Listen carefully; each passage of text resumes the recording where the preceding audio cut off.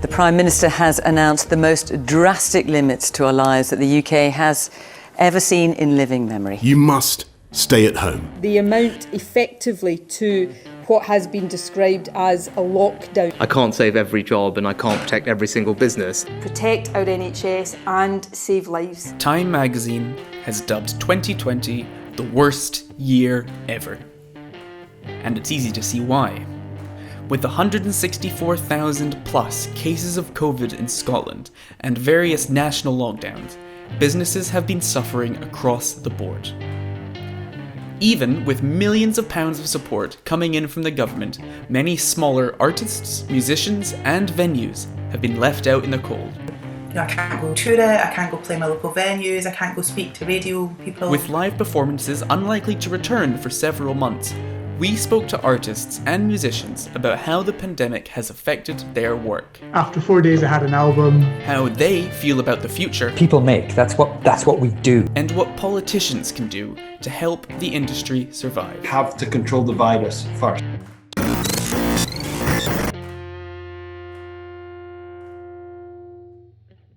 We spoke to Colvin Cruikshank, manager of the Wee Red Bar here in Edinburgh, and discussed how COVID-19 is impacting the venue. And the Wee Red Bar is basically a space in the building. It's a versatile space. It can be used for live gigs, parties, clubs, talks, workshops, and both immersive and end-on theatre productions, as well as jumble sales and record sales, do record things like that. You know, so we do a lot. It's a kind of. I'd like to think that it's a much loved Edinburgh institution, I would say. So, how do you think the COVID-19 pandemic has affected your ability to manage this venue? Obviously, it's taken quite a big blow, but yeah, I mean, we've been closed since March. Yeah. So. And initially it was going to be 3 weeks, as we all thought. Well, let me think. So I'd hoped that we'd return in October to do socially distant gigs and some theatre stuff. I thought, no clubs and parties. I mean, that's just, super spreader madness. We don't want to be doing that. But I thought we'd be able to do that. And then I was a bit disheartened to find out, no, we can't. I spoke to my boss, my line manager, and was like, no, it's not happening. So almost every single creator has seen some sort of shift in how they work in the last year. Some even finding it impossible to continue working under restrictions. However, some creators have found ways to continue creating, working around restrictions and utilising their skills to not only continue creating, but also to explore new ideas that may not have otherwise been looked at. One of these creators is Adam Ross, the frontman of the band Randolph Sleep and a prolific singer-songwriter. Adam's lockdown experience was that of a workaholic episode, creating a selection box of new work. We asked Adam about his lockdown experience and how he continued to create in such a restricted lifestyle. It's been interesting because obviously I've been making music and writing songs for a long time. Randolph Sleep's existed for 10 years or more. But I was fairly new to the whole idea of treating music as a job. So I don't have that much to compare it to. Obviously I expected to be playing a lot more gigs this year. Managed to do a couple in January and February, but that's been it. So yeah, it's been about adapting and finding ways to be creative, but also for me, bringing in some money has been important as well. So it's just been a case of using the technology that's there, embracing change as much as possible, and just trying to find ways of making it work. I had a tour booked with a couple of other musicians. We had quite a few dates lined up across the UK, and that obviously didn't happen. So I had a week that was blocked out anyway. I didn't have any plans. So I thought let's try it. Let's see if I can record a piece of music every day during that week. And it went, things went even faster than that. And after 4 days, I had an album, and that week coincided with something which went on to be really important for me this year, which was the website Bandcamp announced that they were going to have a day where they would waive all of their commission on any sales that went through their website. And we've been releasing music through Bandcamp for years, and we've always found it really easy to use, and it's worked well for us. But that announcement, as well as just being good in principle for musicians, it became an event, and it galvanized audiences to, focus their efforts on one day and, go out and pay for music, which isn't something that happens that much anymore. And I think it all came at the right time and highlighted the fact that there were all these musicians who were now in a position where the income that they were relying on had disappeared almost overnight. With the closure of galleries, venues, and theatres, the ways in which an audience and a creative interact has drifted away from the physical space and into a digital space. For so long, we have accredited a good gig, or a stimulative exhibition, or a moving piece of theatre to our place within an audience. However, in the last year, we have been forced to connect socially through mediums which have so far been seen as irrelevant or impractical to sharing and experiencing art.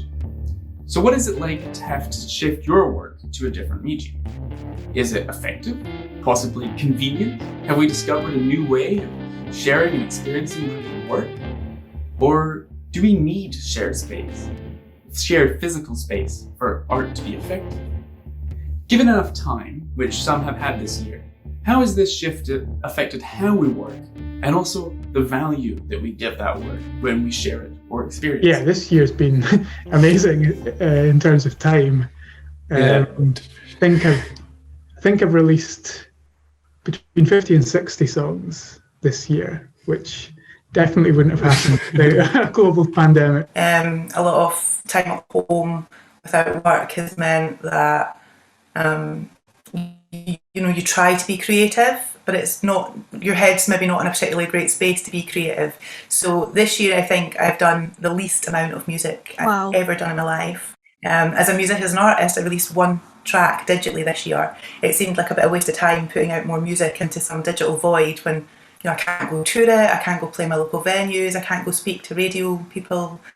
I can't work with video makers to do videos. I'm quite big on visual arts, so it felt like a lot of that's been taken away. Usually I take a lot of inspiration from travel or from other cultural things. You go and see a great piece of drama or a cool new art exhibition, or being in Edinburgh we've really missed out because the university students put on such great stuff, so you'll go and you'll see even things just stitched textiles and jewellery exhibitions and things like that go on before we even talk about missing out on a fringe and the excitement that brings. And as an artist you're always looking for inspiration, and living in Edinburgh there's usually quite a lot, so I've struggled creatively. I think this year definitely. My work, it doesn't need the face-to-face. I prefer it. I think it works better, but I think we did that. I don't know if you logged into that Devon Projects thing that happened at the beginning of lockdown with Suzanne Lacey, who's really important figure in terms of social engagement and performance art from the 70s, 80s, 90s. And she had some really interesting things to say about how the fact that the digital, it's just a language we haven't used yet. We don't know that language yet. And so a lot of us, like the way that I understand the digital is further on than, say, someone like, if my mom was an artist, and I've learned that language and I can use that, and people who are maybe in another generation can use that in a much more effective way. That might be easy for me to say because, again, I have a job. But I don't think it needs it. I think I prefer it. I think lots of other people prefer it, but that doesn't mean to say it can't exist purely in the digital. So with things kind of like things such as live online gigs and stuff like that, are you concerned about the kind of the fact that they're gaining more of a rise in popularity, or do you think that's actually adding to the creative industries? And do you think that might impact the Wee Red Bar's future? No, basically we'd actually done quite a few before. Sandy from Channel 7A, I don't know if you know them stuff. Mm-hmm. They've done a lot of work in the Wee Red Bar and elsewhere. He does a lot of Sandy's working on stuff at the minute. Sandy did a lot of gigs with Girls Rock School, primarily. He's done a lot of stuff as well, but primarily them in the Wee Red. So when we can see that this is possible to do, and I think I don't see any way why you shouldn't do that. You've got to embrace technology and kind of move on. So maybe hypothetically, just saying for people who can't attend a gig, if they're further away, then they could maybe just buy a ticket online and watch. Mm-hmm. The gig could still go ahead, back in the normal world post-COVID. Why weren't more people doing live stream gigs prior to this? There's a whole other audience out there that wouldn't come to a live gig or can't come to a live gig, geography or whatever it is. And, I think if things go back to normal, I could foresee still occasionally jumping on Facebook Live and doing home gigs. I think when it first started and we were all doing online gigs, that was just, it was like the worst of it for me. And I did it once, and performing to your computer screen in your living room, I didn't enjoy that. I've seen a lot of good stuff online though this year that I wouldn't have been able to see otherwise, and that's been, I think, as always, the creative industries is creative, so they've, people have made some amazing stuff and have made stuff available as well. So National Theatre back catalogue has been up and it's been amazing, and getting to peek inside galleries from cities that you've never visited. So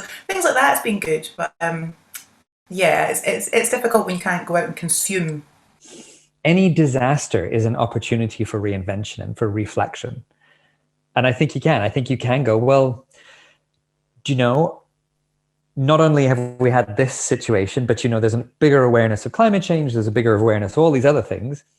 We can reflect on these things. The weird thing is that I've been having conversations with people like Creative Scotland about doing projects, and who've kind of come back to say, at the beginning, before the pandemic, they said, yes, this is an interesting thing. Let's get an artist, let's reassess, let's refigure a lot of these thinkings.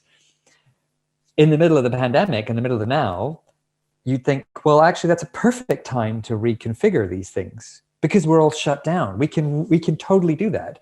But a lot of institutions at this point in time are totally putting down the barricades going, we need to fucking survive. Mm-hmm. And that's fair because people have jobs. We need to survive. In order to survive, we have to do exactly the same thing as we've always done. It's like, this is a really, again, another roundabout kind of way to talking about this. But do you know of the kakapo, which is a parrot in New Zealand? Yes. So the kakapo in New Zealand has survived for millennia by doing really long, slow mating rituals. And that's what it does. It's always done these really long mating rituals. And in times of stress, people, animals, they do what they do even better. So now that the kakapo is kind of being eaten by rats and humans, there's so few of them left. And so as a sort of species, they've gone, do you know what? We've survived a really long time by doing these long, slow mating rituals. So even though, we're all dying out, let's continue to do these slow, long mating rituals. In fact, let's make them slower and longer, which of course is just leading to their, downfall. But that's what we do in times of stress. Culturally, socially, evolutionarily, we go, well, this has always worked, so let's continue to do it. And I worry that that's going to be the same thing in institutions. They'll go, do you know what we've always done? We funded opera, and opera was great because that worked. So now that we don't have anything to do, let's fund opera, right? And there is a silver lining. The question of, will people be brave enough to actually try something new? That's a different question. Our studies show that many musicians and creatives are extremely unhappy with how the UK government have handled this pandemic. Latest UK government statistics show that creative industries, including large and small organisations and businesses that contribute to the arts and culture sector, contribute more than £111 billion to the UK's economy. In 2019, the Tory government released their Cyber First campaign, which was titled Rethink, Reskill, Reboot. This surfaced again in 2020 during the pandemic, and creatives took this as the government telling them that they're out of work and that they should reconsider their career paths.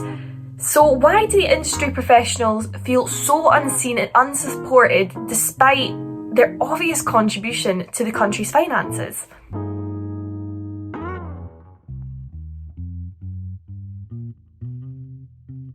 Effectively, there's always more that they could have done, but I guess being realistic, a lot of the venues that I thought might go out of business haven't gone out of business, so that suggests that there has been a level of support that's allowed people to keep their jobs and keep companies in business. So I think there's two things in that. I think, have they done all they could have? I'm going to give them 80 to 90%. Have they done all they could have? I think they've done well. Have they done enough? No. It's a bit annoying because there's a lot of unfair distribution of funding. As you've probably seen, I mean, Resident Advisor, I think they got about £750,000 worth. And so did Boiler Room, and it's where that money could be attributed to music, not the Beat It Bar, but other venues in Britain, that have actually went under or are the process of having real financial difficulties. I don't think the airline companies should have been given as easy a ride as they have. Like, there was science that came out recently that said the second wave was mostly triggered by travel, and it strikes me as odd that people were allowed to sit on an aeroplane sharing recycled oxygen for non-essential travel to Spain for a holiday, and yet people couldn't go to gigs.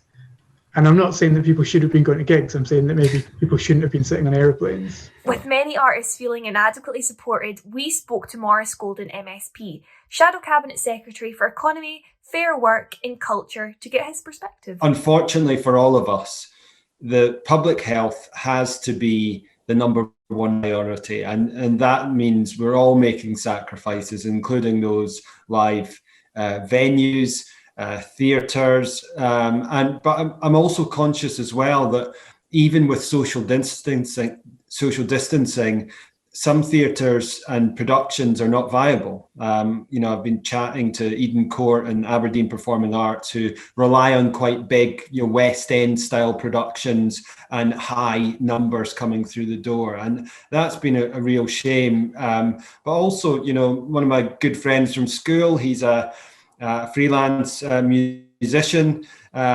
He left his job in the council to go and embark on a music career, and he's been touring very successfully ever since until this year. And I watched his online gig on Sunday there, and it was excellent. But the blunt truth is that he's been struggling to get any income from his passion and from his livelihood over the past year. And that's, I guess, that the nub of all this. It's both sacrifices, which we all have to make because we have to control the pandemic. But then the question for politicians and others is, how do we support those individuals? How do we keep them going, or organisations, and how do we ensure that our cultural identity continues to flourish? Because we're in a very strong position, I believe, at the start of this crisis, and we've got to come out. But we absolutely have to control the virus. So, being a representative for the West Coast, you'll obviously be aware of the huge contribution that the West of Scotland has for live music, but also the incredible worldwide reputation of its venues as well. How do you think the government can support these fundamental spaces of culture in the West Coast? I think that in the short term, it's most likely, I think the Scottish Government could be holding bridging events. So, we've discussed events that might not be economically viable. Well, I think if the Scottish Government could act as a guarantor and begin to hold some bridging events that otherwise couldn't take place because they're not commercially viable. And that could be on a very small scale, right through to the, Bellahouston Park or, any of the bigger venues. I think the second part of this is for the UK government to look at providing cancellation insurance as well. In the same way they intervene in the market. For example, if your home's at risk of flooding, you couldn't get a commercial insurance proposition. They've intervened in that. And I think in the short term, there are two aspects that would assist with that, while there's potential for social distancing for at least a few months. Think that the government has done enough for particularly musicians? I think the short answer is no, but I think there's far more that could be done, both in the short term and indeed the longer term. I think in the long term, we need to widen our participation. And we would like to expand free music tuition in school, because clearly if you're not getting that grounding, then it's going to be difficult to pick up later on. And, the best time to learn an instrument in particular is when you're young. I think at this moment in time, there's more that can be done in terms of setting out the pathways in which musicians can get their music back to market in a live way. Clearly, we can't have people going to gigs and singing along. That's just not appropriate at this time. But it would be good to know when, based on a number of key factors, that would be allowed. But nonetheless, I think there's more support. That can be provided to musicians. There's more ways in which we can utilise the talent during this very difficult time for everyone, and that's what I would encourage the Scottish Government to do. The Scottish Government denied our request for an interview, but did provide the following statement. The arts sector is vitally important to all of our lives in Scotland, at this time more than ever. And we do not underestimate the devastating impact this pandemic has had on the sector. In the very earliest days of the pandemic, the Scottish Government honoured funding commitments for Scotland's cultural organisations, regardless of whether activity had to be cancelled, reduced or rescheduled. And we repurposed regular funding to help with this COVID-19 response. The Scottish Government has now allocated more than £120 million of additional funding to support culture and heritage since the start of the pandemic.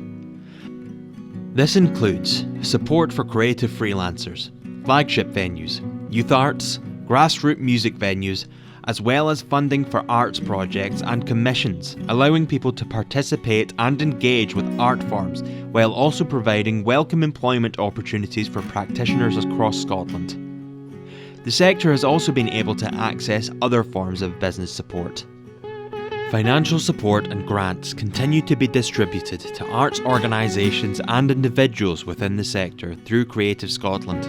We will continue to listen to the needs of the sector and do everything within our powers to support them through this crisis. The music scene that we have in Scotland has taken a long time to cultivate.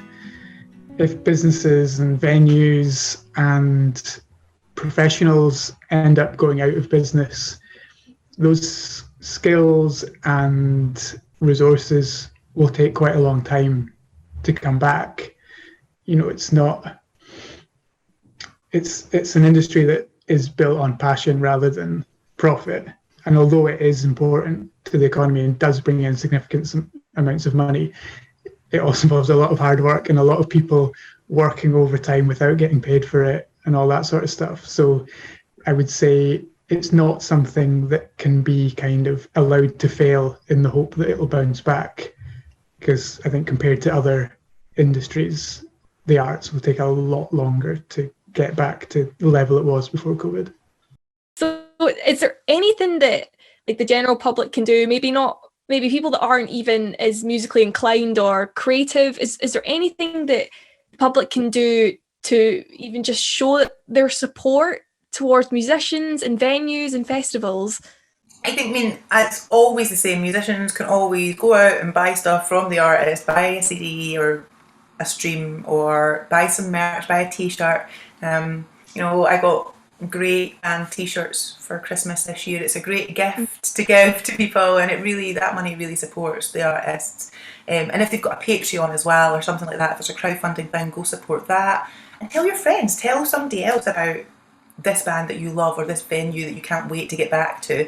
I think that's always really important, because when people are enthusiastic about stuff, I totally go check it out, rather than just, like it coming up on my Spotify recommended artists or whatever. If somebody I know says to me, "Oh, check this girl out, she's got an amazing voice," I'm right there listening and signing up for the fan club, and I think that's really important. Scotland's creative industries employs tens of thousands of people, with 6% of all jobs in the UK falling under the creative industries banner. Scotland's arts have taken a battering over the last year, but have proven to be resilient in the face of adversity. Scenes for Survival from the BBC and our National Theatre produced dozens of new pieces of work in lockdown conditions. Musicians have swapped out bars and venues for their living rooms, broadcasting live across the internet, and museums and galleries are finding innovative new ways to showcase their collections online. However, the coronavirus situation looks like it will be with us for some time yet, and with Brexit reducing the market for artists, the arts have a challenging few years ahead. With this in mind, we asked our contributors what they think the future looks like, and why they think that the arts are important to the people of Scotland. The art itself isn't important. The art is an excuse for people to gather. That's the Nicholas Berger article that I'm really big. It's called on the Forgotten Art of Assembly. It's really nice. But his point was that actually it doesn't matter the show that we're going to see. It doesn't matter the film we're going to see. That stuff is secondary to the fact that I can talk to my mate about it afterwards. So yeah, it is secondary to the social experience. That said, it has to be pretty good for us to go and talk about it. Yeah. Our need to share culture is more important than what the culture is. Mm-hmm. So, but that's not to say that what the culture is can't affect what we're sharing and why we're sharing. Are you at all optimistic about the future of live performance? And if you are, why? Why do you think? Yeah, I mean, people always want to meet up, don't they? People, they're not going to say it like sit at home. I really want to be there and feel the bass in my chest, and experience that feeling with other sort of like-minded people, misfits and weirdos especially. So it's like, I'm of course it has to return. It will return. It's going to return. So many places have put things in place already, upped hygiene and social distancing. I think they'll reduce numbers. I think it'll be a long time before we see just the confidence in a venue to put on something that's likely to be capacity in a venue like Sneaky Pete's, and those are the best gigs. But they'll manage, and it'll be up to musicians as well, I think, to come to change their game and their attitude, and to bring the party to the people that are there, or whatever their genre is. For places like club, for nightclubs and dance venues, the nighttime and trade industry is it's decimated. So again, I don't know what they'll do, because the point of going to these places is to be up close and personal and dancing with your friends, and I think the very nature of that will change until we all feel safe enough, until vaccines rolled out and we all feel safe enough that it's really strange. I mean, some genres will really suit it, I think, and it'll be okay, but some types of music I think we just have to rethink how we do things for a little while. Hopefully things like festivals and outdoor gigs will be able to return to a reasonable sense of normality. I think things that are outdoors hopefully might be the first to come back and seem normal. But it's Scotland, so we have to wait till July before we're ready to camp out for 3 days to see your favourite band. The amazing thing, I think, is that people will not stop making. Art will continue. Like, there's in all the worst times, people have made, and they have made brilliant things, and that's great. I mean, I just, you know, think about all the stuff that people have made in lockdown. Really amazing things, new interests. I think that's really wonderful. You know, like, I think that there's so much hope. Like, I think it's a pretty miserable time, and you just think of all the things that have come out of that is kind of amazing. So I have no fear that art will continue and that people will continue to make amazing things. I have no worry about that.